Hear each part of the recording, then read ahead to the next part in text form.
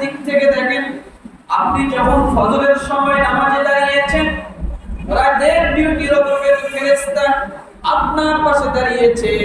দিনের ডিউটিরত ফেরেশতা ডিউটি করার জন্য আসমান থেকে চলে এসে তারা ফজরের নামাজের মধ্যে দাঁড়িয়ে গেল।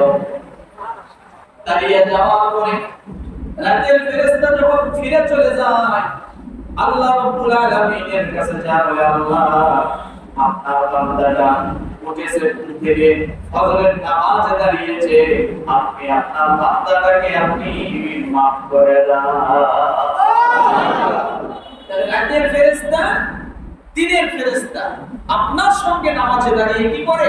নামাজ আদায় করে। রাতের ফেরেশতা নামাজ শেষে ডিউটি শেষ, আল্লাহর কাছে যে আপনার জন্য মাগফিরাত করে। সুবহানাল্লাহ।